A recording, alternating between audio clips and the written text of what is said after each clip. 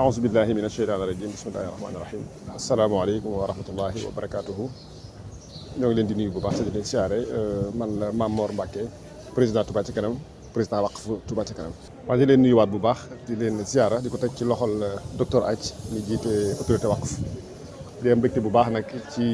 ñëw gi ngeen ñëw seet ci Touba Ca Kanam seet ci waqf Touba Ca Kanam ndax Touba Ca Kanam dafa taxawal waqf léegi moom ba jege ñaari at jaare ko ci autorité waqf bi ñoom tamit ñu def tey jëf ju rafet nag xam ne Touba Ca Kanam gépp waqf la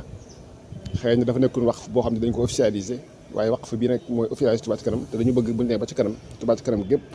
nekk waqf kon bu ñu ñëwee tey ñëw nañ seet seen partenaire seet seen collaborateur ñoo xam ne ñoo bokk liggéey bi ñuy def ñoo am ci mbégte bu baax ñu ñëwaale nag indiwaale seen yéene ak seen jàppale te fas yéene mu doon lu ëpp loolu ci ñoom ni ñu xamee seen taxawaay lii c'est symbolique rek waaye xam nañ bu baax a baax liggéey benn liggéey bi la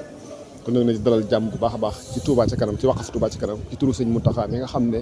waqf bi moo ko moom ci turam la nekk waaye ci turu sëñ bi nga xam ne moom moo ko fi teewal ak ci turu Touba Ca Kanam gépp kay am nañ ci yaakaar bu baax waqf dafa nekk lu bees ci Sénégal balaa muy dugg ci bopp nit ñi dëgg faaw mu jël tuuti temps waaye ku ne xam na ne Touba Ca Kanam wala sax yoonu murid lépp daanaka mën nga ne waqf la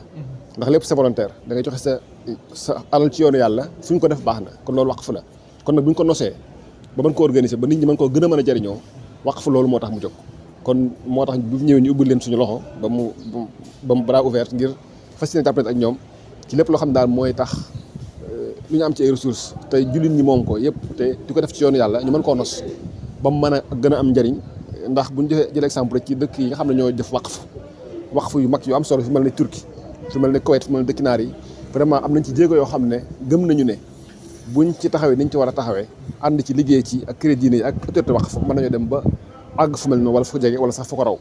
kon jàpp nañ daal xëy na beesaay bi moo tax waaye nit ñi buñ ko comprendre ni mu demee ñëpp danañ ko nangu tey dana doon njëriñu réew mi lépp ci wàllu développement ci wàllu secteur yëpp incha allah dana ci bénéficié wu ànd ceeg waa autorité waqf incha allah